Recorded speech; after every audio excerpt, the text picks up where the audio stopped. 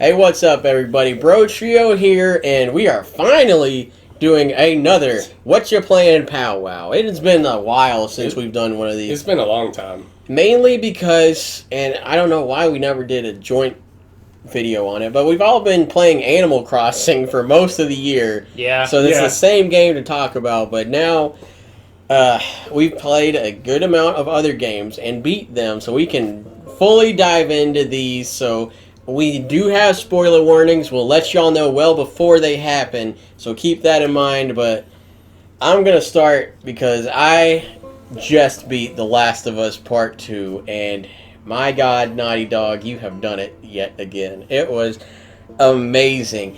I don't quite like it as much as the first one. The first one just basically can't be touched, but yeah, what the second one does, it does very well. For instance, one thing I really like is that the combat is better because it's worse.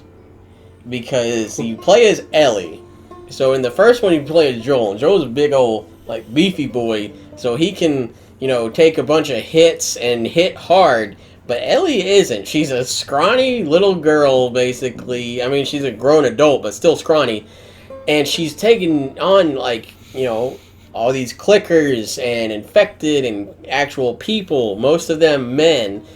And you kind of have to fight very scrappy, and it's a lot more stealth-based. But the way it's better worse is when you start out, your listening mode that, you know, lets you see things with your ears is pretty bad. You can make it better with upgrades. Drugs. Yeah, you popping pills. Well, that's good though, because I always thought the listen mode was a little too like good. It is in the first game. Because in the first game you could see like the silhouettes and everything. So you could like hit listen mode and be like, oh well, there's 3 clickers, one of these, and a guy over here. Right. In the second one, it can get to that point after you pop enough pills, but when it starts out, it's just kind of like the screen goes gray, and then you kind of just have like white blobs all over the place. And they'll only happen if they are making noise. So whenever you are fighting like stalkers, they sneak around, so they don't really make noise, and they sneak up on you, and I hate it every time. I hate the stalkers. So there's multiple other things like that makes combat better, worse. Like the aiming is not as good, but Ellie doesn't have upgraded guns like Joel did throughout the game. You get to that point by modding them at workbenches and putting weights on to increase stability and everything, but you start out pretty bad, which is a great way for a sequel because, I mean, you're playing as a new character anyways, but to kind of, you know, depower the player so they have to come up to have like something to strive for towards the end and everything with skills and stuff. But another thing it excelled at, which this is just as good as the first one, is the like building characters and showing the vulnerabilities of those characters, because you get to know Ellie in a much more intimate way in this one than you did in the first one, because you play as her, so you get to like hear her little mutterings to herself whenever, like, I don't know, like after a big encounter, she's just like, oh my God, that was intense and stuff like that. I gotta ask you a quick question. Did she ever learn how to whistle? I think she did. She doesn't ever really do it. Well, she learned in the first one, actually. Oh, but I just remember one thing. I'm trying to learn how to whistle. She did learn how to swim, so that's a big positive. Oh, good. Easy. Oh my God. And does every character with you know how to swim, or is it never an issue? Oh yeah, that's never an issue. There's no more pallets or anything. I think at one point Ellie sees one and like chuckles or something, but no pallets. So everybody knows how to swim, and it's good. But characters was never a problem with The Last of Us. They're always good at that. One thing they really dialed it up for, though, is the gore.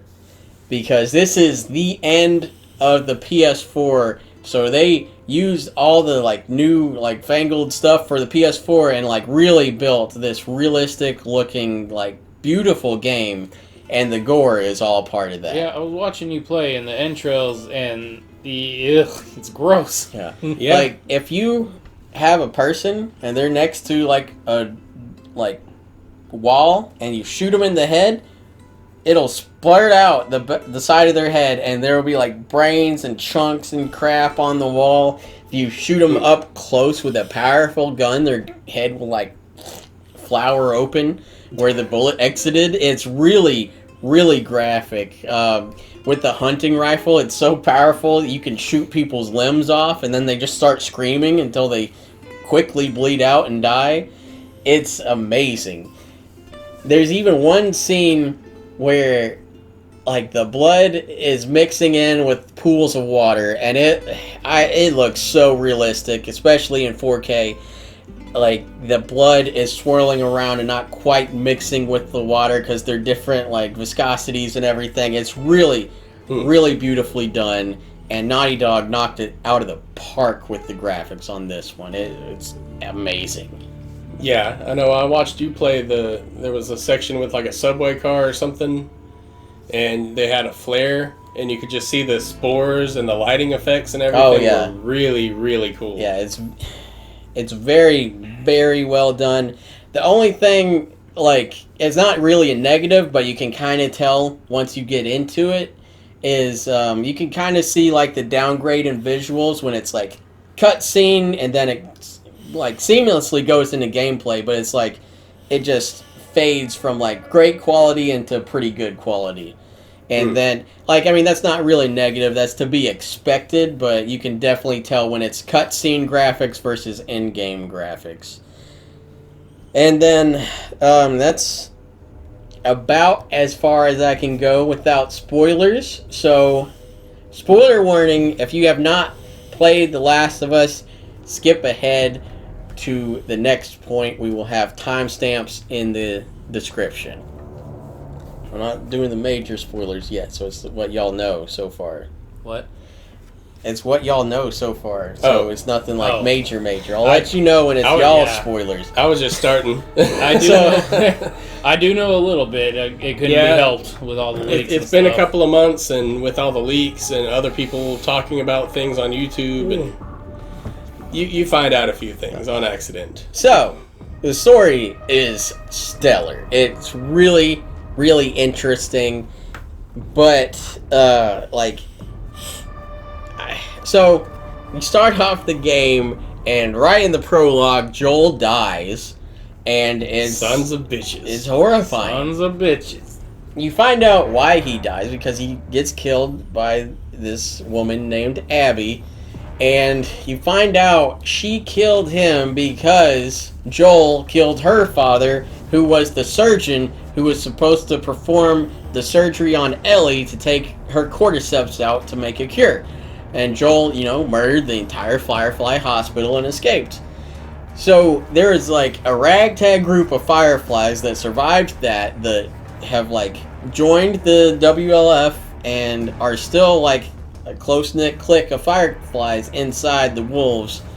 And they have been tracking Joel ever since then, and they find him at the beginning, and they torture him and then murder him right in front of Ellie. It's horrible. But also, they do it right in front of Joel's brother Tommy, and that kicks everything off. Like, that's the whole point of the game. The theme of the game is revenge, because Ellie and Tommy are fully out for revenge, and then you even get to play as Abby, who just got her revenge, and then it's really interesting how they did it. So you play as Ellie, you go and you enter Seattle in day one. It does this really awesome thing where it goes like almost open world area-ish, like God of War did. Because when you're in downtown Seattle, you have a map, and you can open it, and Ellie will select like these little, points of interest to go to on the map, because you're trying to find like gasoline to power a generator or something. But it's really cool because you can explore everything in that one set piece, and it's really awesome. It's open. It's really, really cool. But unfortunately, it's only in that one spot. Like, it never happens again. and it's kind of a shame because it was really cool. So, you play through Ellie's revenge quest. She's going off basically with a checklist of all the people that were part of the group that killed Joel, and she's getting them. She is murdering them. Or Tommy is, and we're trying to catch up to Tommy, and you just find like dead bodies that he's tortured and murdered, and you're just like, damn, Tommy remembers back when him and Joel were trying to survive, and he didn't miss a step. So, it really helps to build the character of Ellie, because she's trying to do these things like Joel, but Ellie isn't Joel. She's pretty sensitive. So, you end up chasing down this one woman, and it's a big moment because she's in a hospital, and you chase her into a room of spores, and her gas mask breaks, but Ellie doesn't have a gas mask because she's immune, and this lady was a doctor for the WLF and the Fireflies, and then she just so it's true. The rumors of you actually are immune. I guess they had tried to convince themselves that maybe she wasn't, since there was no hope for a cure, but she's down there like hacking up everything from these spores, and Ellie's just fine. And then it cuts to black right after Ellie picks up like a pipe to interrogate this woman. And then it shows Ellie get back to her base with Dina, and she is just really shooken by torturing this woman. Like, Ellie is not having a good time. She is really struggling being as like vile and like vicious to get information as Joel was. Yeah, well, I mean, that's the whole thing in the first one, is Joel's not a good dude. He's like, more good than bad, but he's done some stuff. Yeah, he just shoved a knife in a dude's knee. He was like, now tell me where she is or I'll pop off your kneecap. And yeah, and like I'm going to ask your buddy. Don't worry, I believe him. Or whatever. Yeah. And like that trap when he's just like, oh, I've been on that side of the truck before. Yeah. So, now, like, Ellie gets to this aquarium, which is where the last people are, and she kills everybody on her list except Abby. And then she goes home, and then, not home, into the theater home her and Dina have been, camping in, basically, this entire time. And then you walk out, and you see Abby there with a gun to Tommy's head, and you're just like, what the hell is happening? How are we going to get out of this? Cuts to black, and then you start playing as Abby. On Seattle, day 1. So you're playing through the days as Abby that Ellie has been in Seattle, and you get to play through that part of the game as Abby, and I absolutely hated it at first. It sounds like it would be that's interesting, though. It's very rough, but Naughty Dog, those bastards did it. Like, I hated Abby, and then I started caring about her by the end. And, I really didn't like it because I normally don't like anthologies of any type, really. I like my characters, and I want to see them. But getting to know Abby and playing through everything as her was very interesting, to say the least. And they kind of knew everybody would hate it, so they kind of circumvented that by making Abby like a fucking beast when it came to the combat, because her combat is way better than Ellie's. Like, she has this momentum strike where if you strike someone, then for a certain amount of time you have one hit melee kills if you can make it to them, because Abby is just charged with adrenaline, and she's jacked and ready to just pop some heads off, and it's awesome. Abby basically so the WLF is at war with these Scars, or Seraphites as they call themselves, which is a cult, and it gets very Days Gone, if y'all know that game. It's very similar to the Rippers and the Army type stuff you do in that game, and it has a lot of parallels, but Last of Us did it better. And so you're fighting these Scars, and then I don't know if Abby is just riddled with guilt over literally torturing Joel to death or what, but something starts to get dig at Abby, and then she comes across these 2 Scar kids, and for some reason, she just decides, I'm not going to kill them. I'm going to help them. So she helps them because... Oh, wait. Yeah, that's right. So Abby gets captured by Scars. I forgot. Sorry. Abby gets captured by Scars, and these kids find her and set her free. And then one of them gets... They pin her down and just hammer her arm until it's just this big, puffy, red blob, basically. And it's horrible. Like, especially in the grass. Is that part of the scar thing? No, well, she was like a traitor or whatever. Oh. Apostate, whatever you call it. Because I knew they, like, cut their faces. I thought maybe they, like, disabled an arm or something. No, that's just them. They were about to kill her, but then... Like, you get out of it. So Abby basically is helping this Scar girl get her arm fixed because she has guilt or something, and she teams up with her little brother and basically is like, okay, I got to get to the aquarium. That's where Owen and his girlfriend are, because Owen's girlfriend is a medic, but Abby and Owen have a past relationship and it's complicated and shit.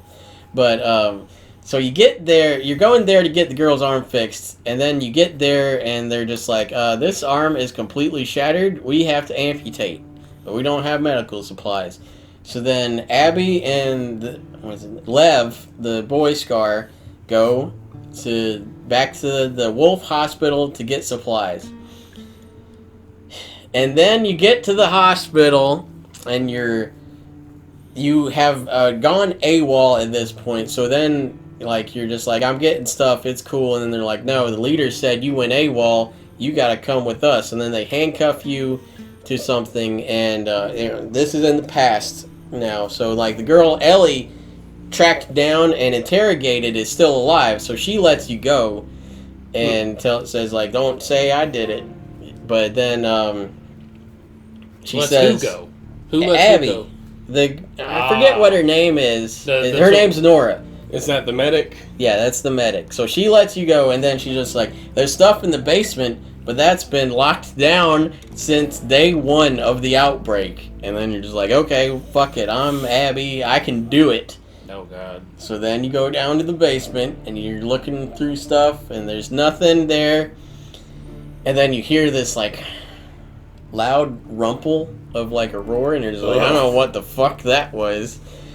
And then you turn on the power, and you're just like, you get to the parking garage, and then you find an ambulance, and it's just like, okay, well, cool. And then you find the supplies you need. And then the ambulance kind of shakes a little bit, and you hear that rumple roar again, and you turn around, and there is this fucking abomination in the ambulance door, and imagine the blob from inside mixed with bloaters and clickers. It's like 7 infected that have grown together to make this horrible abomination Rat King infected thing.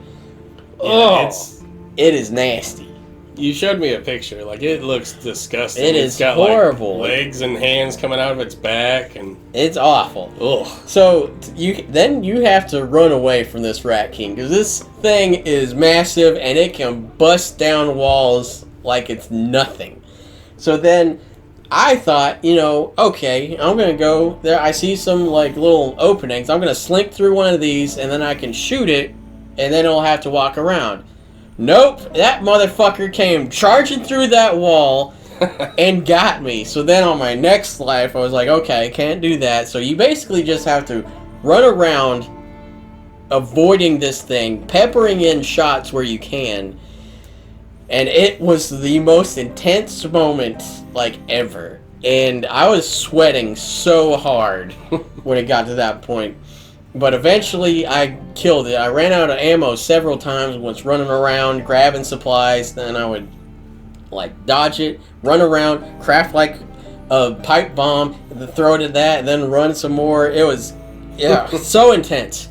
But the Rat King was awesome. Absolutely amazing. Imagine, he's every type of infected in one. So he's got the bloater's strength, the shambler's acid, he's got other clickers on him, and one even slinks off of him throughout the middle of the fight, so then you got to deal with that.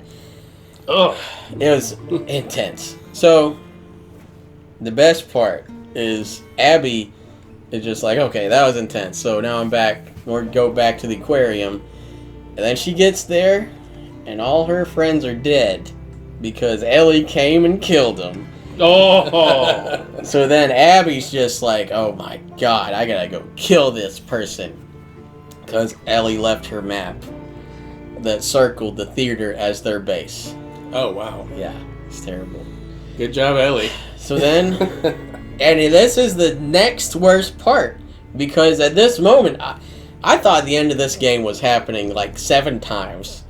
So I thought this was the end. And Abby gets into the theater, and I'm just like, okay, I'm about to swap back to Ellie and have a final battle with Abby. That is not what happened. I had a battle with Ellie as Abby. And it was horrible. Because Ellie's sneaking around, crafting trap mines, crafting Molotovs and stuff, and getting me. It's very similar to fighting David in the first one, but worse. Because Ellie has a lot more than just a machete, and she gets stealthier the more hits you do. You also don't have your equipment at this point. So Abby just has like her fists, which is all she needs. But yeah, it was really intense fighting Ellie, and then thank God I was really worried that I was gonna kill Ellie, but Abby lets her go. And I thought that was that, so this is y'all's spoiler time. How does it get more major than this? But this is what I don't know. So then it cuts to the end, and it's a year later. I'm assuming y'all know the story if you stuck around this much, because spoilers, but Dina's had her baby, and she's living on her farm like she's always dreamed. And then saunters in Tommy, and he's just like, I got a tip. That this broad that's really built like an ox is down in California. That's gotta be her.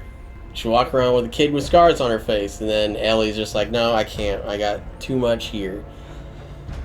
And then Tommy just like, no, well, I see how it is. You don't want to finish it. We have to finish it. And then like Dina's just like, get out of here. But then Ellie can't handle it. She has like PTSD from what happened to Joel, and she needs closure. So she needs to go get her revenge, and she goes to Santa Barbara to murder Abby. And then she gets there, finds out that Abby's been taken captive by a gang called the Rattlers that are just terrible. They kidnap random people and make them slaves for their compound. And then the way they deal with like insubordination and stuff is they either kill you or torture you. And Abby and Lev tried to escape their prison, so they got tortured. So you go to the beach, and there's just like these poles, and they have been tied to these poles for days. And you're looking for someone, and then you see that you can interact with one of them that's still breathing. And then, like, I was looking for someone that was jacked, because that's how Abby was throughout the entire game. And then you look up at her, and she has been so malnourished and just tortured and beaten and everything by this gang that she is like down to basically Ellie's size. They cut her hair and strung her up, and I hated Abby at first, but this really, I felt bad for Abby. I was like, no, wow, I can't believe they did that. And then Ellie is just like, we gotta finish this. Ellie's beaten to shit by this point too. She's just about dead because she got impaled by a tree and fought through that whole Rattler gang. So then Ellie threatens Lev's life because Abby's just like, it doesn't have to be this way. Then Ellie's just like, yes it does, or I'll kill this kid. So then you fist fight Abby to the death. But then right before Ellie finishes it, and she's strangling Abby underwater, drowning her. And then Ellie just realizes this won't change anything. This won't bring Joel back. This won't solve anything. It'll just make Lev then come after Ellie, or worse, Jackson, and hurt someone else Ellie cares about. So she lets Abby go. And during the fight, Abby bit off 2 of Ellie's fingers. So Ellie makes her way back to her farmhouse, and Dina has left her. She's packed up everything and left because she couldn't handle Ellie sacrificing everything she had just to get revenge. So Dina has basically broken up with Ellie, took her son and left. And then Ellie goes upstairs and plays guitar, but Abby bit off 2 of her fingers, so she can't even do that. So Ellie, in her goal to get revenge, she has lost everything. And it is just one of the most, like, while very satisfying, very somber, and probably one of the saddest endings to a game I've ever experienced. I felt so bad for Ellie because I guess she could go back to Jackson, but, like, what is the point if she can't be with Dina at this point? And it's just, Ellie has lost everything she had left to fight for, to avenge Joel, which I guess she did, but she didn't even kill Abby, so that's not even part of it. So that was just, like, one of the absolute best parts of the year for me. Like, The Last of Us Part 2, while I don't think it's quite as good as the first one, was an amazing game. It's just the theme is not as good as the first one, because the adoptive, like, father-daughter thing was so well done in the first one, and the revenge plot was insanely well done in the second one. It made you really feel that revenge is not worth it, and that you should just basically cut your losses before you lose everything. Well, done exceptionally well. The second one, it was so good. I really loved it from start to finish, even though I hated the middle. It was like a hate-love thing, and it was just so good. And if you haven't played it and you're still listening for some odd reason, play it. Hearing about it or reading the plot is not the same as experiencing it, and it is well worth your time to put it in and play this game. Alright, why don't y'all talk about your games? Alright, well, I've been playing 2 games recently. I beat the Shantae and the 7 Sirens. Yeah, I think that's the full title. And it was super fun. Like, that's a really fun, quirky world, and I love experiencing it. I've only really played Half Genie Hero in this one, but they just... everything seems just... I said it earlier, but fun and quirky is, like, the only way I can describe it. I mean, that's the Shantae series. Yeah. It's like fun, weird characters, kind of sexy ladies, and that's about it. Like, Aaron! That sounds like I'm describing Dead or Alive or something, but no, Yeah, like... they're all scantily clad. Like, yeah, every single one of them. Every girl in the whole game is in a bikini, so... Yes. Whether it's cloth or, like, some of the Sirens, they just have, like, their crab legs and stuff covering up. And it's weird. But the gameplay itself, it's a pretty solid platformer. It's more of, like, platformer than Metroid, but it's definitely got a Metroid feel to it. And the enemies were really, like, there's a pretty good variety of enemies. The bosses were mostly fun. They got a little repetitive sometimes, but that's not a bad thing. It's just, like, kind of the Nintendo rule of three type of thing. Like, you've done it once, so you just do it again. And, like, some of them did have a variety of different attacks depending on how far it got into the fight. The Sirens were weird, though, man. Like, it's, like, there was one that was an anglerfish. Ew. There was one that was a tube worm. There was one that was a lobster. Like, Are they all, like, deep sea shit? not all of them, because one was a water lily. That was the first one. Okay, you are found. they all like bikini mermaid ladies? But they look like worms? Yes. Oh, okay. Like, the tube worm one, she was just really tall, but she had, like, she her foot was kind of like a big rock full of worms. Oh my god. But it was kind of like a Hydra type battle for her. You have to imagine it in the Shantae graphics. Yeah, it's probably not as grotesque as it sounds. Not super creepy, gross graphics. Yeah, but that was The Last of Us. That part's over. Yeah, it was kind of like a Hydra fight. Like you had to fight the heads, and it was kind of interesting. And then the story was just wacky. Not as wacky as Half Genie Hero. I think that one just had a lot more beats to it. But because you gather up, like the Half Genies are having a concert on this island for some reason, and like they're in the middle of their show, and then the lights cut off, and all of them but Shantae get kidnapped. Oh, they made a mistake. Yeah, they Should've did. Kidnapped Shantae. So then, wait. What's a half genie? A genie, That's what but they not are. a full one. Yeah, like Is one parent a genie and the other parent's not? Yeah, But there's a union of them? There's a whole... it's kind of a race. So like if a half elf...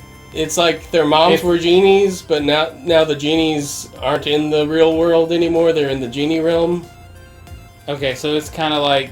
Scotty, you're looking too much into it. It's just weird that all the half genies... Yeah. It's just weird to me that all the half genies have like a conclave and they all just gather. Yeah, there's like 6 of them or something. Oh, okay. For some reason I was thinking there was a lot. No, it's kind of like a weird, like a Dampier type of thing. Like they're magic, but they're human. Okay. And since they have abilities, they use them to stop trouble mostly. But Okay. So anyway, they're all imprisoned. Shantae is like going around trying to find them, and you find the first one in like the bottom of this cave system, I think. And she gives you a transformation, which I cannot remember what. Oh yeah, Dash Newt. You can turn into a Dash Newt because that's apparently an animal. That's Newt the Dashes. Yes, literally.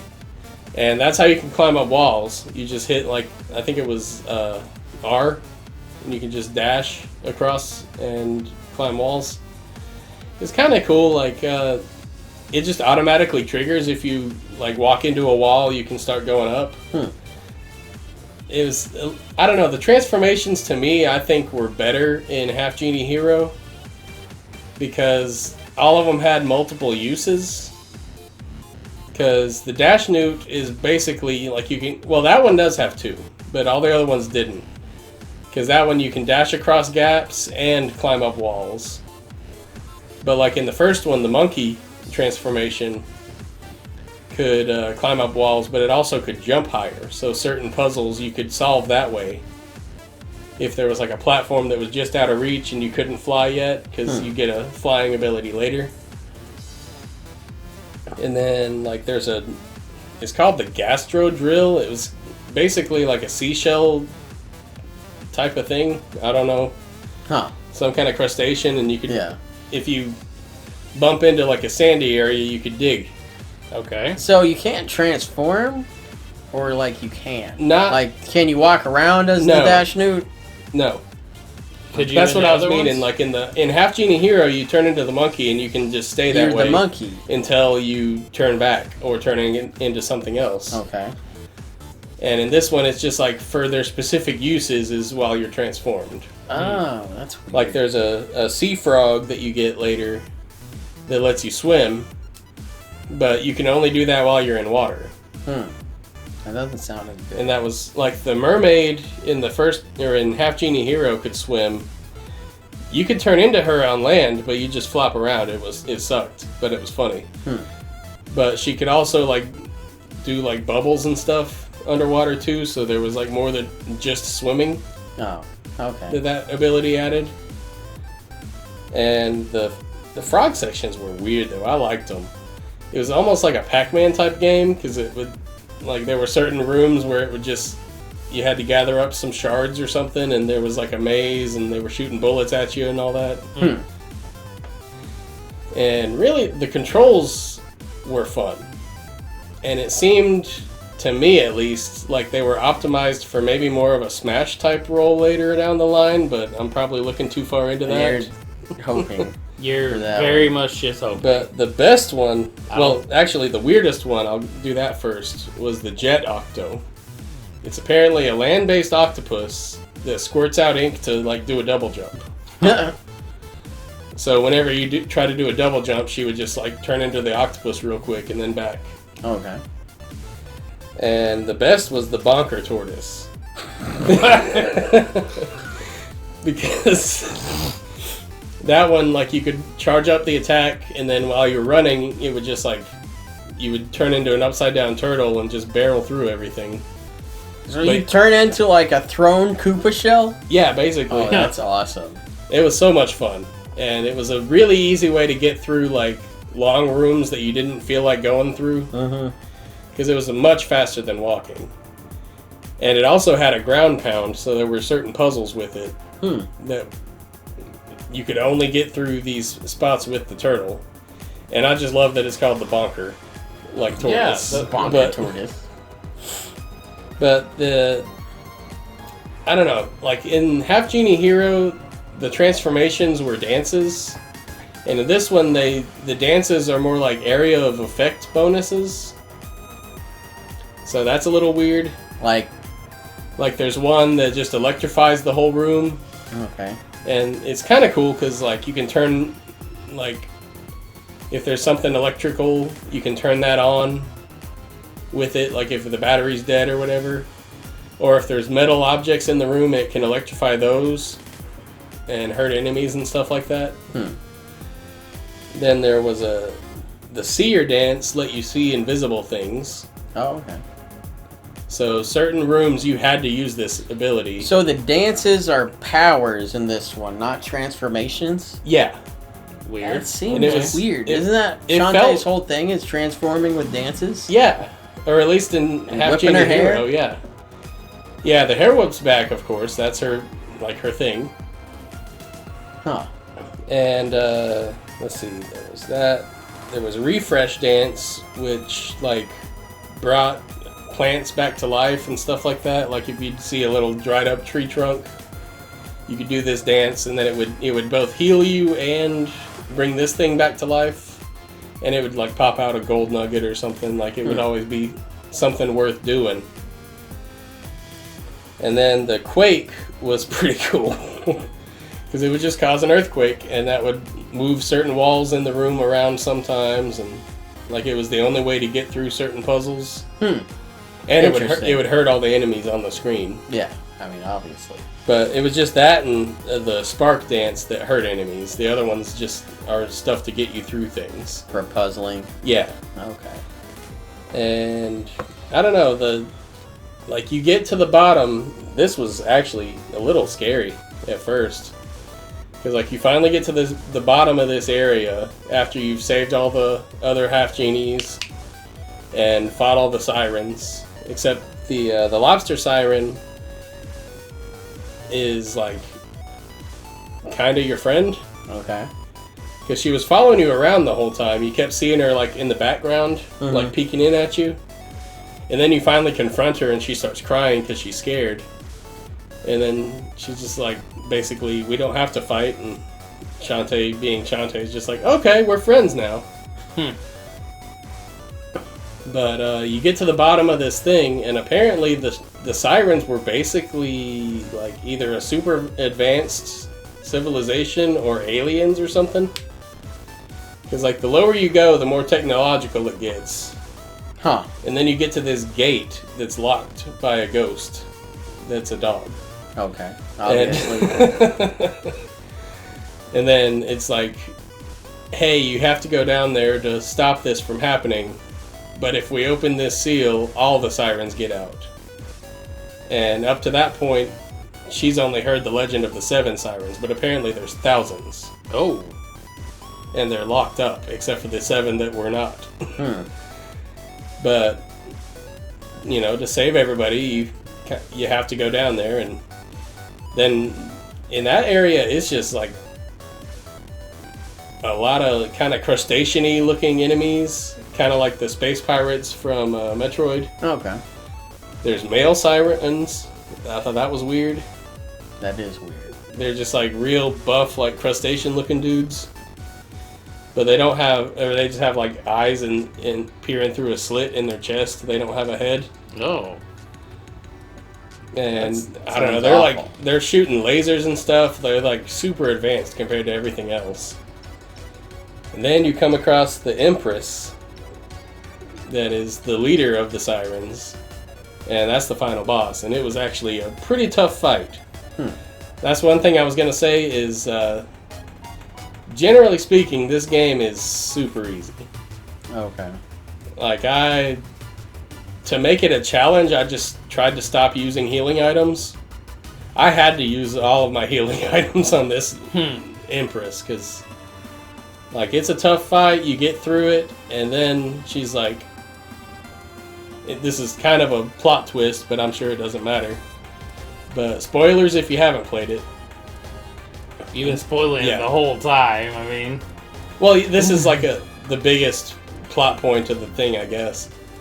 I mean, I know it's a silly platformer. Yeah, just say it. One of the half genies was actually Shantae's friend Roddy Tops in disguise. She just said she was a zombie genie and everybody went with it. So, and the Empress was draining the half genies to use their magic. But since she drained some of the zombie energy, it was poisoned. So she ended up, like, her body started failing, and then she turned into a giant. And that fight was same thing as, like, what I was saying before. It was easy, but also it was really cool. Like, it was a multi-part boss fight. You had to, like, she was very, very tall. And you had to, like, hit her in the hands and then jump up and hit her earrings. And I mean, that sounds like a weak point to me, the earrings. like, it was, yeah. But it was fun, like, going through that, and I was out of healing items by the time I finished fighting her. So that was really interesting. And overall, it was just a fun time, and Yeah. I don't know what else to say from it. Do you think they, like, dumbed down the difficulty and stuff since it launched on, like, Apple Arcade? That's what I'm thinking. Because there was also, like, plentiful healing items during the game. Like, almost every other enemy you killed gave you a heart, so, like, you almost never got hurt that badly. Most of the time I died was because I fell, and, like, spikes kill you and falling off cliffs kill you. Okay. And then, now one thing that was cool, there's like a trading card system. The cards give you abilities, like one of them's like take half damage from spikes or something like that, like use less magic when you use your magic.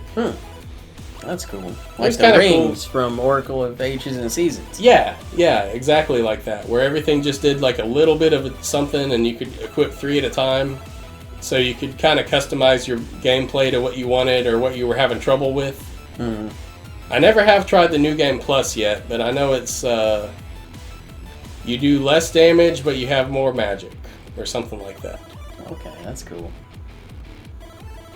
But generally, it just felt like a big step down from Half Genie Hero to me, because Half Genie Hero just had so much content in it, first of all. Like, there's, I think, 6 different playthrough modes, because there's one that she's pretending to be a ninja, so she's, like, throwing shurikens and stuff instead of doing her hair, and like, there's just a lot of stuff to do in that game, and there just wasn't in this one. Yeah. And that's really the only downfall to it. Like, it's still great. I had a lot of fun with it, but to me, I don't know if this is a good entry point into the series. I would maybe go to the previous game because everything seemed a little bit more fleshed out in that one. Okay. Well, I have been playing Ghost of Tsushima. I've platinumed it. I've done everything, well, except the pointless collectibles. I've done everything in that game, so I'm not playing it anymore. I got the collectibles I needed for the trophy. There's some flags and some like lore stuff you can collect, and that's cool, but I'm not going to do it. So,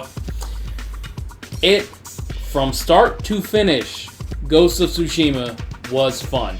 If it wasn't fun, cool, or Japanese as hell, they did not put it in the game. That was like, that was all it is. Like, okay, the touchpad. It's the best use of the touchpad I've ever seen. Not just a glorified map button.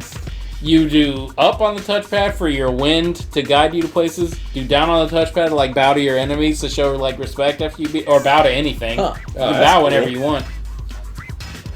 You do left to play your flute, which changes the weather, which I think is just for photo mode. You use the touchpad to play the guitar in Last of Us. You don't actually play it, you just do it and Jen plays it. Oh, But, so you actually play it in The Last of Us. You can change the weather, but I think that's just for photo mode because I don't think it affects anything. But the weather gets more stormy depending on your playstyle. So if you're the ghost, if you're more ghosty, the weather is like worse. Huh.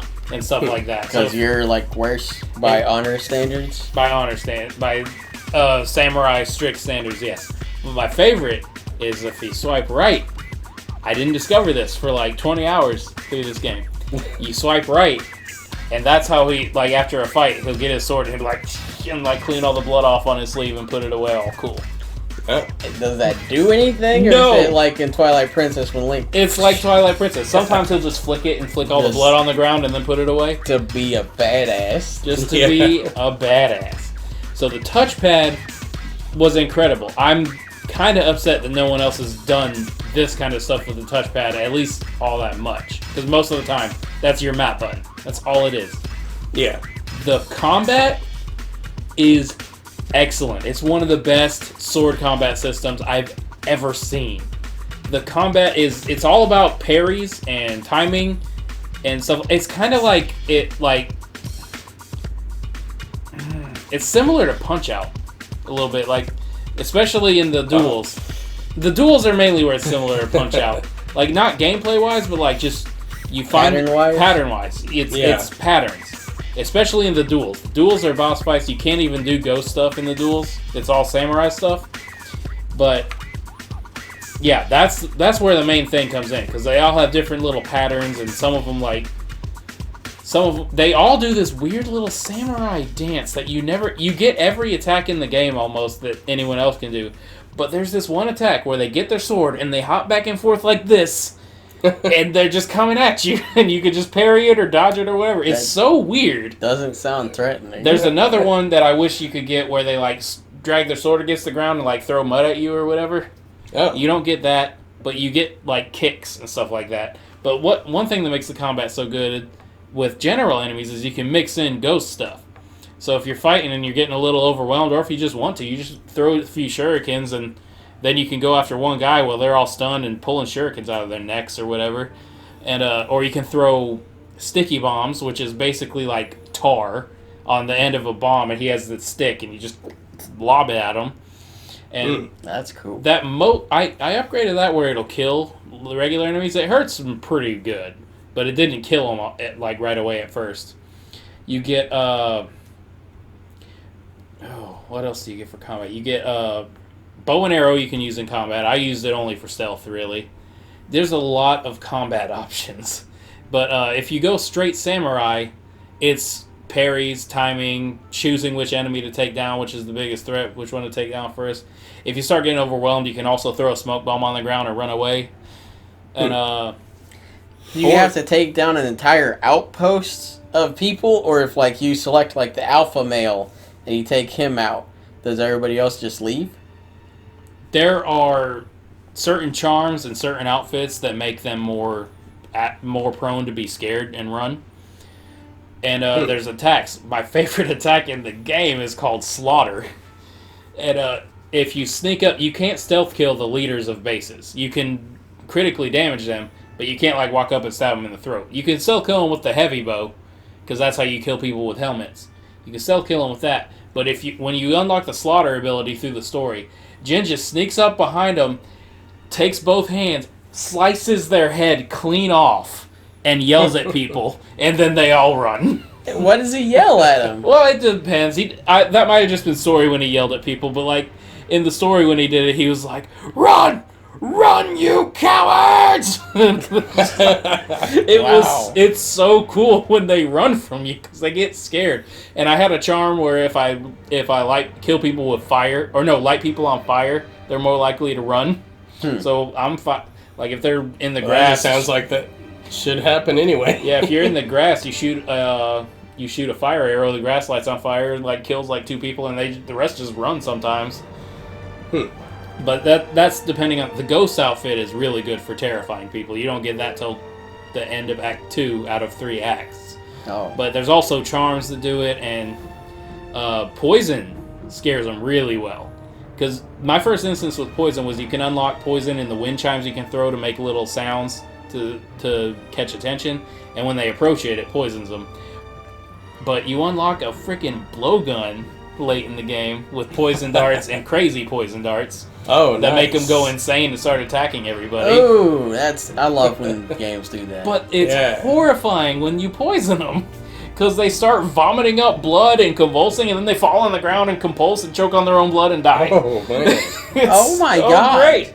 That escalated so quickly. So, most of my time stealthy was bow and arrow. It's the easiest, it's the best. I love bow and arrows in games. It's normally my favorite ranged weapon, unless, like, cool guns are involved.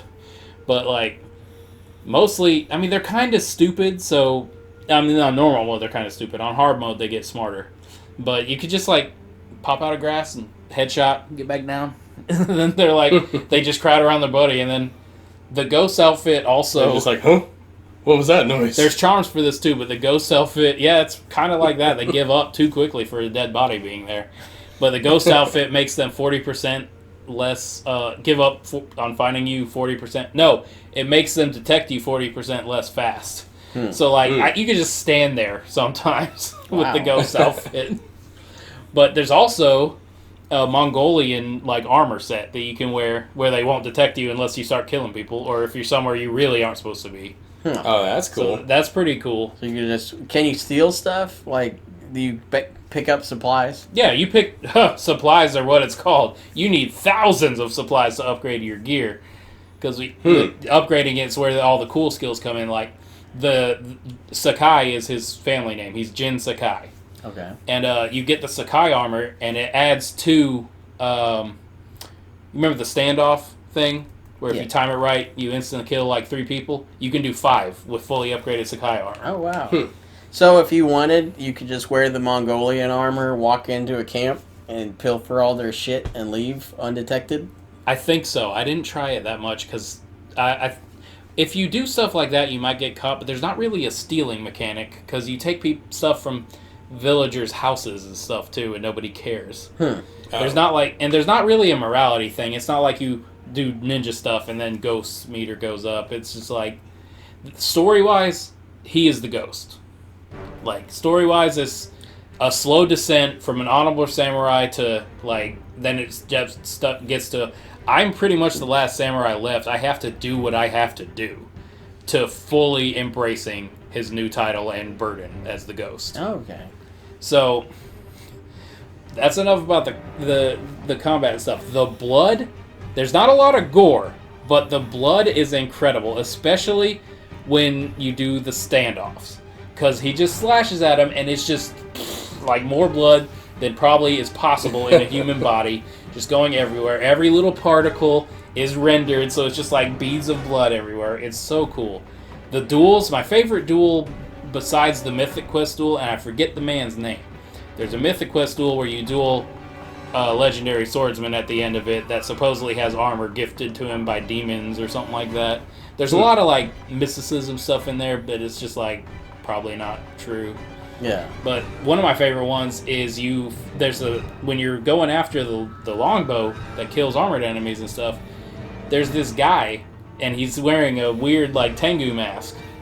And when you pick up the bow, somehow you get, like, poisoned and are hallucinating. So you're really legit fighting a Tengu, like, in your mind, like a demon. Oh, wow. But there's, like, the field is, like, red with blood when you're fighting him because of the hallucination, and you're surrounded by a circle of, like, thousands of crows.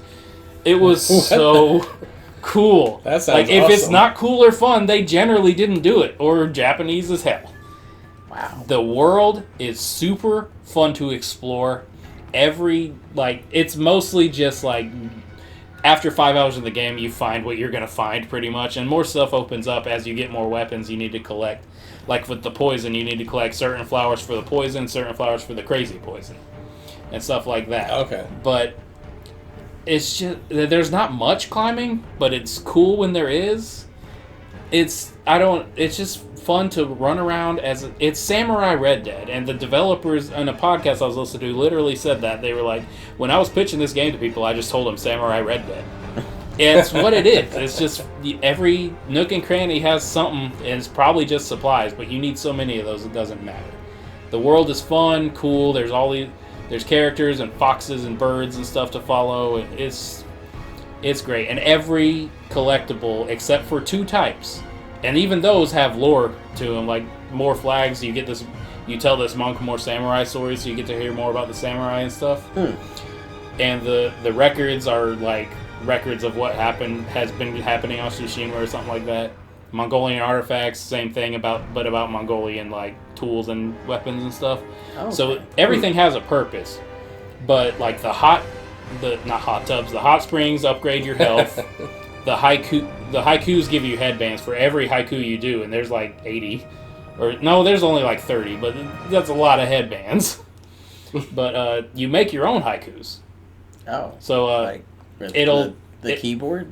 No, it'll tell you the general idea of what the haiku is gonna be, and you zoom into certain spots where Jin's looking, and like pick the lake, and it'll be like flowing water and stuff like that, and it makes a haiku. Okay. Oh. Can you get so it it's wrong? not like I was thinking. You just make it. When you told me that, I was thinking it was maybe like a Mad Libs type of thing. No. Where you just like fill in the blank. I thought it was that, but like a puzzle, like you have to get the syllables right. And you gather crickets to learn new songs on your flute. Well, obviously. And, where else would you learn now, new songs? The first, I don't remember how you get it. I think it's a side quest. You need to get the Explorer's outfit first, because I wore that 90% of the game. Because when you fully upgrade it, you can be 60 meters away from an artifact or a collectible of some sort, and your controller starts vibrating. Oh. So you know you're close. And with that outfit, you can set your guiding wind target to collectibles like crickets or flags or whatever. Oh. So nice. It makes it a lot easier to hunt stuff down. So between that, the Sakai armor was my favorite samurai armor.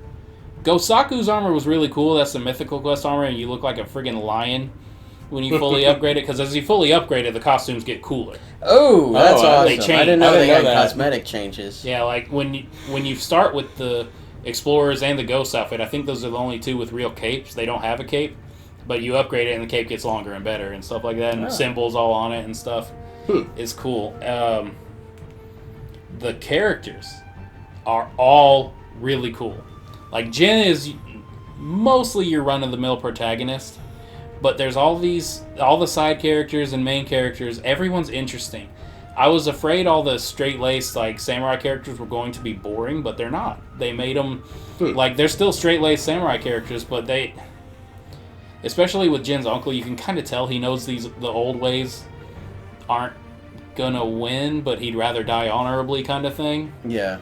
And there's one lady named. Does he like judge you? Yeah. Yeah. Stuff? I haven't even gotten into the drama yet. There's a lot of drama in this story. About ghost stuff.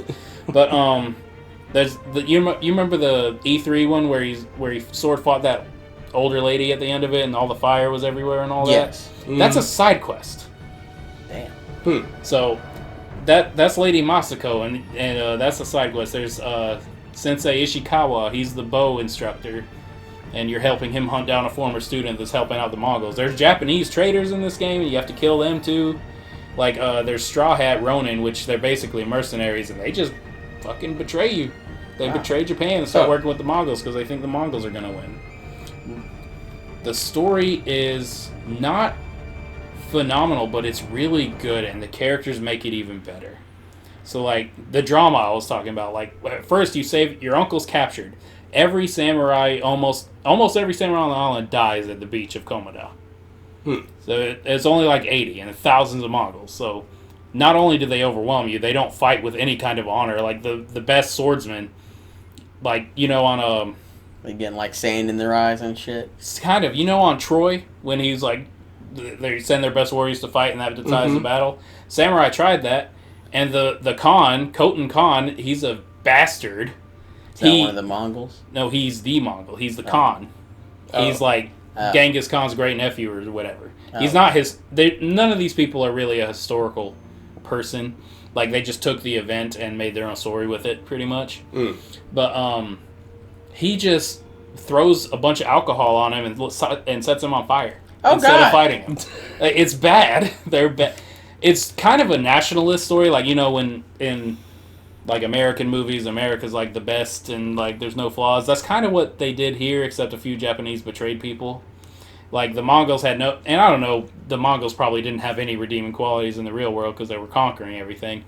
I'm not that well versed in Mongol history, but it's just like there's no redeeming qualities. These villains are villains. They are evil. They're here to conquer and kill and rape and pillage. But when you save your uncle from the castle, he's captured. The Khan's trying to convince him to have his people submit so they don't have to fight anymore. And he's like, no, I'm a samurai, blah, blah, blah. And he's like, your nephew's not being much of a samurai. My men have been finding their brothers with knife wounds in their backs and stuff like that. And your uncle's just like, Jin wouldn't do that. And he's like, oh, you don't know, son. He's doing it. Then when you save him, he's like, Uncle, the things I did to rescue you, he's like, you did what you had to, Jin. I thank you, but no more. And then it gets worse because you got samurai from the main island of the mainland of Japan come to help, like a lot. There's a lot of samurai, but it's still not enough. There's way too many Mongols. So Jin's like, all right, I'm gonna climb this wall and scout ahead. And his uncle's like, yeah, cool. He's cool with the climbing. He's not cool with Jin using his blow dart in front of all these samurai from big mainland Japan, poisoning two men so they're vomiting up blood and convulsing on the ground. Then he jumps down and slices the leader's head off and yells at him about being cowards. Uncle was not cool with that. All the other samurai were horrified. They were like, dude, no! And then they had a big debate, and Jin was like, while you were holed up in this castle, I was saving our people with these tactics and all this stuff, and it was a big to-do. And then Jin decided, he's like, these Mongols are planning something, because the Mongols blew up a bridge. Right? These Mongols are planning something. So, Jin's like, I'm gonna go handle this, because this is gonna lead to all these samurai dying. Jin was right. They had the bridge they blew up. They knew the samurai would repair it and try to fight them like samurai, because that's what Khotan Khan's using against them. That's why the ghost is so dangerous. So they're prepared to fight samurai. They're not prepared for this, the ghost. So he had explosives all along the gate. So when the samurai came in, he was just going to blow them to hell. So Jin came in, and he made a shitload of that dart poison and poisoned their drink supply. And all the Mongols, the samurai busted up in there, and all the Mongols are convulsing on the ground. Like hundreds of Mongols poisoned, convulsing on the ground, vomiting up their own blood, and all the samurai were like, this is unacceptable! It was like the uncle, who was trying to adopt Jin and make him his heir, by the way, seeing all this, and he was like, this girl saved you and taught you the ways of like how to kill silently and stuff like that. They're kind of a thing now, but whatever. And he's like, Jin, I have the adoption papers right here. You just blame it on her. Say she twisted you to this. We'll blame it on her. Everything will be fine. Everything will go back to normal. And Jin looks him right in the eyes. He's like, I'm not your son. I'm the ghost. Wow. I was like... So you do a reverse Kefka Palazzo from Final Fantasy VI and poison him? Yeah. That's not the end of the game. That's Act 2. I've never heard of a good guy doing... I mean, guess he's doing, bad things, but for good reasons, but, like, that's awesome. So that's when he mostly fully embraced the ghost. Is that gameplay or cutscene? Denying your uncle and... No, poisoning the water. You physically do it. Okay. Do you just, like, you dump a bunch of flowers into camp, or you sneak into camp and shoot a bunch of darts in the water? You just dump, like, a lot of flower juice in there. But it's like that gross fermented milk too. Oh. So that's the last thing those Mongols had. And and they all just drank at the same time? Yeah. Wow. So Jin gets arrested. That's some bullshit. Yeah, I know, but I saved my people. I mean, it gets worse. You're under arrest. Jin is arrested. Is that like a war crime, I guess? Yeah. And this sake peddler helps you escape, basically, that you befriend throughout the game. And so you finally get out, and the samurai catch you getting out. You have a... I forgot, at the beginning of the game, you pick out a horse, and you name it. Mm-hmm. You have 3 names. I named it Sora. It means sky. So the whole time he's like, good, Sora, and stuff like that. I would name it Sora, too. Well, yeah, I picked a white horse, because I was like, that's cute, that's pretty, It went so well with the ghost stuff, because when you're escaping, the horse gets shot up with a lot of arrows and dies on the way. So you bury the horse. Terrible. I was so mad. And then you get this scrawny little nag as a replacement. I fucking hated this horse. It wasn't the horse's fault. I was like, you are not Sora. He's not talking to the nag anymore. Because the whole game, like, you're riding with Sora, he'll just talk to him. He's like, one day we'll take a peaceful ride, Sora, and all this stuff like that. And no, Sora's dead. But then, toward the end of the game, you get a new horse. This time, since I'm the ghost, I chose the black horse, and I named him Kage, which means shadow, or something like that, because Sora means sky. Yeah. So I was like, this has accidentally fully represented my transformation into the ghost. And then... the ending. If you don't want to hear this, plug your ears or whatever. I'm going to do it. Because after I finish my New Game Plus playthrough of The Last of Us and Platinum it, I'm playing that next. So I'm going to plug my ears for this. I think I'm going to also... The ending. You kill Khotan Khan. Chop his shitty little head off. The Mongols are defeated. You blew up all their boats. The Mongols are out for now. They're done. But no. After that, you get a letter to meet with your uncle. Guess what? Your uncle is wanting to meet with you. You have a nice little chat. I can still hear everything. Did you realize you have to edit it anyway? Yeah, I also have to edit it, so I have to listen. Okay, so you're having a nice little chat with your uncle, and then he It sounded too cool. And then in the spot you play as Kid Jin sometimes when you're learning how the sword combat controls. You meet in the spot where your uncle's teaching you sword stuff after your parents die. Your uncle adopted you, like from 13 years old till now. Lord Shimmer has been his father, basically. Mm-hmm. So meet in that spot, and then he's like, "Hey, let's go visit your family home." And he's like, "Yeah, cool." That's where you get the poison darts. Your maid. Oh, by the way, your maid dies in a side quest.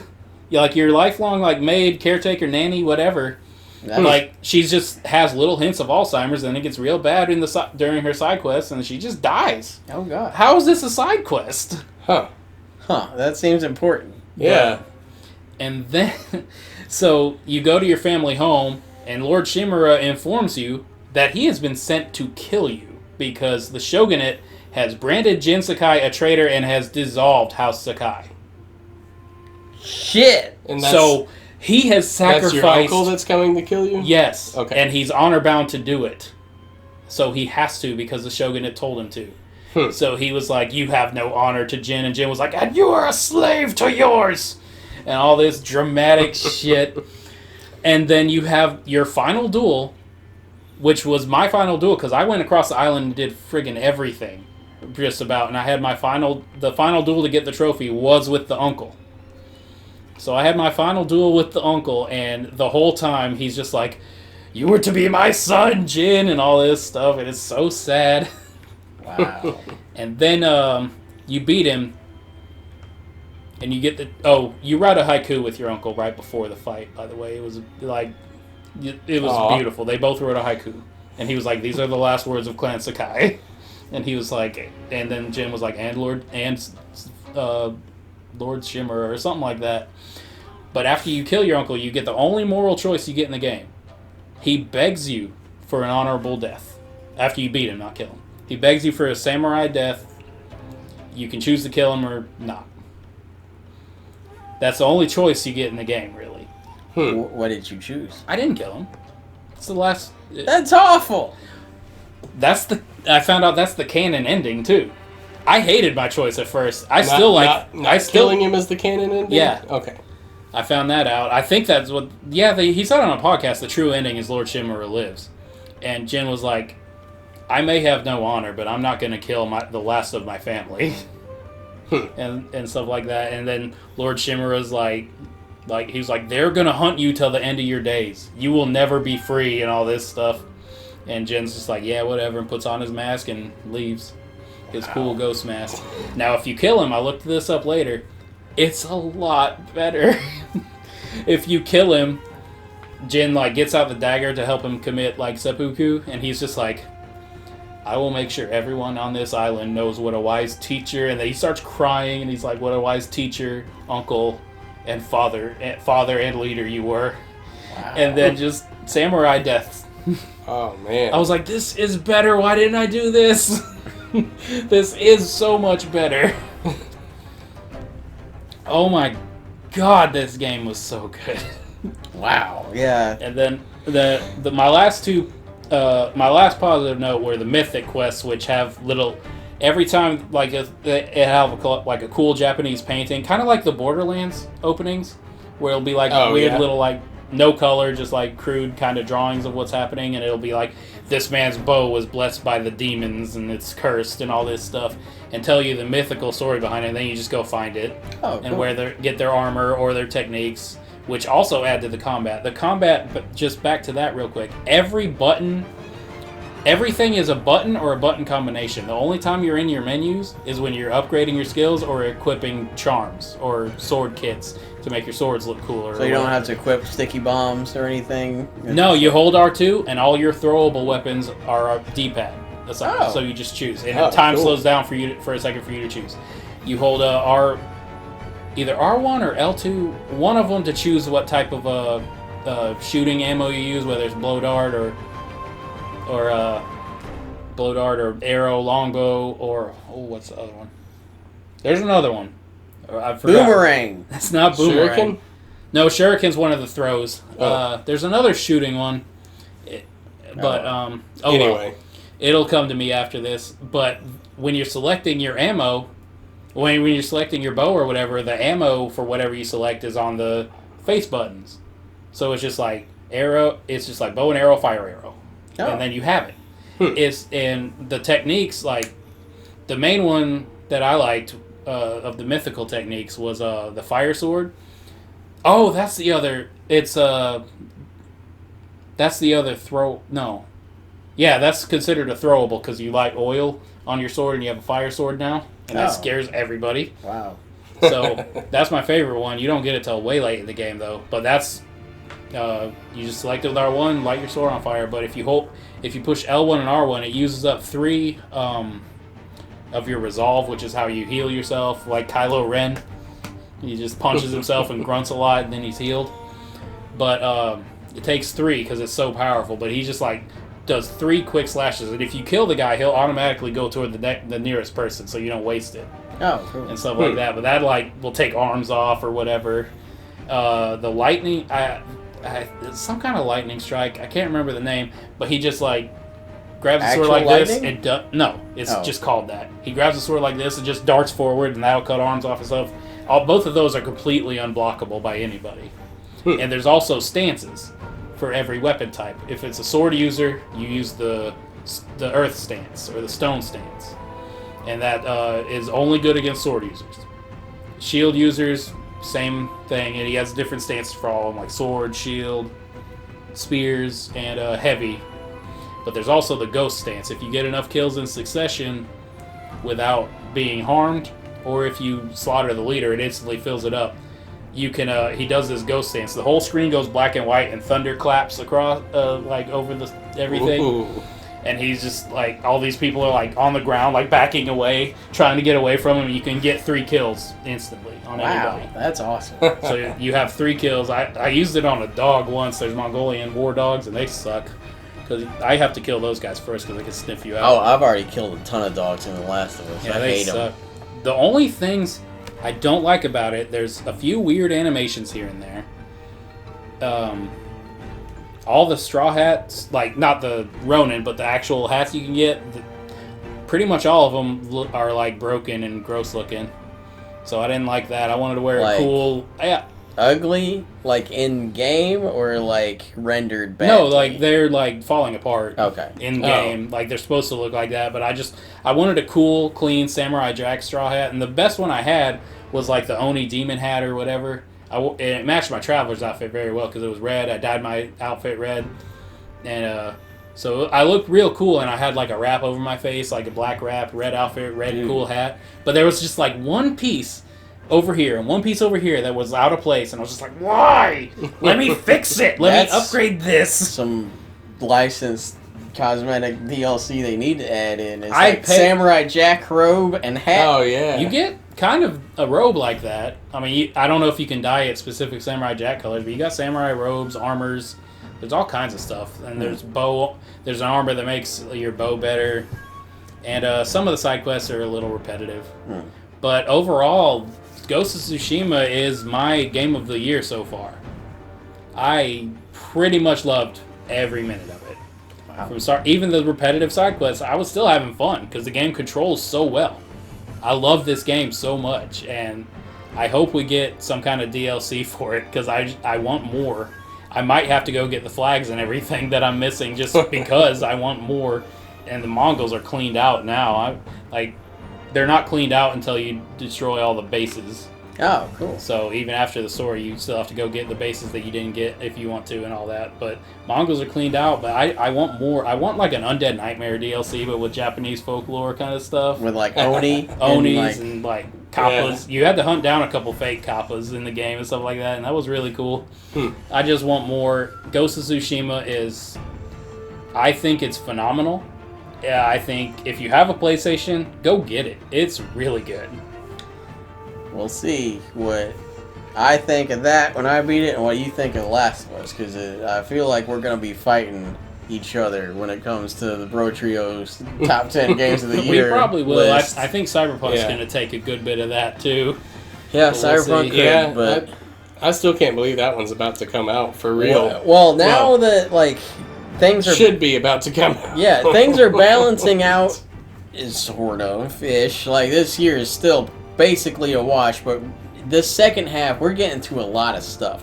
So we got all these games done, so I'm sure we'll be playing more in the coming months. So we'll definitely be doing another powwow relatively soon. And it could be me talking about Ghost and Scotty talking about Last of Us. But it's going to be... something like that. We're going to do one coming up in a few weeks or so, whenever we get it out and feel like we just have to talk about something, we'll do one. But that's been the What You Playing powwow that was long overdue. And very long. Yeah, very long. I've been wanting to talk about Last of Us for a while. But, so that was our thoughts on it. If you stayed through the whole thing, you have a lot more time to play games than us playing 3 games without spoilers. But, so let us know what you've been playing in the comments and everything. Let us know if you have any game suggestions or anything, because we love to hear those anytime.